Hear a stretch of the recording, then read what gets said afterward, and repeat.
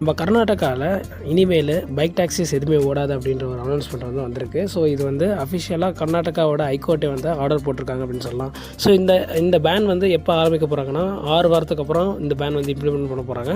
So இந்த பேனுக்கான reason என்ன அப்படின்னு கேட்டிங்கன்னா, ஆல்ரெடி நம்ம கர்நாடகா கவர்மெண்ட் பைக் டாக்ஸிஸ் இப்போ ப்ராப்பரான ரூல்ஸ் ரெகுலேஷன்ஸ் இல்லை அப்படின்ற ஒரு விஷயத்தை முன்னெடுத்து வச்சுருந்தாங்க. ஸோ அதை நிறுவனமான ஊபர், ஓலா, ராபிடோ இவங்க எல்லாமே சேர்ந்து ஹைகோர்ட்டில் அப்பீல் பண்ணாங்க. ஸோ அப்படி அப்பீல் பண்ணனால பேன் பண்ணக்கூடாது அப்படின்ற ஒரு விஷயத்தை எதிர்த்தாங்க. பட் அந்த விஷயத்தை இப்போ ஓவர் கம்பெனி ஹைகோர்ட் என்ன அனௌன்ஸ் பண்ணியிருக்குன்னா 6 வாரம் தான் உங்களுக்கு டைமு, அதுக்கப்புறம் கவர்மெண்ட் பேன் பண்ணிடும் அப்படின்ற ஒரு விஷயத்தை அனௌன்ஸ் பண்ண சொல்லி ஆர்டரே போட்டாங்க.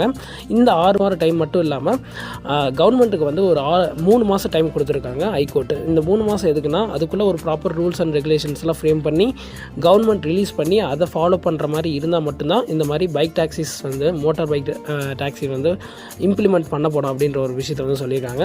ஒன்ஸ் இந்த ரூல்ஸ் ரெகுலேஷன் இம்ப்ளிமெண்ட் ஆனால் மட்டும்தான் ஊபர், ஓலா இதெல்லாம் பைக் டாக்ஸிஸ் 6 வாரத்துக்கு அப்புறம் அந்த 3 மாதத்துக்கு அப்புறம் செயல்படும்.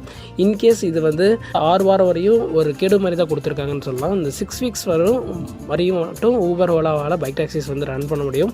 அதுக்கு மேலே கவர்மெண்ட் அந்த ரூல்ஸ் அண்ட் ரெகுலேஷன்ஸ்லாம் ஃப்ரேம் பண்ணி முடிக்கிற வரைக்கும் நம்மளால் எதுவுமே பண்ண முடியாது அப்படின்ற ஒரு அனௌன்ஸ்மெண்ட் வந்திருக்கு. ஸோ பொறுத்து பார்ப்போம். Stay tune for further updates. By.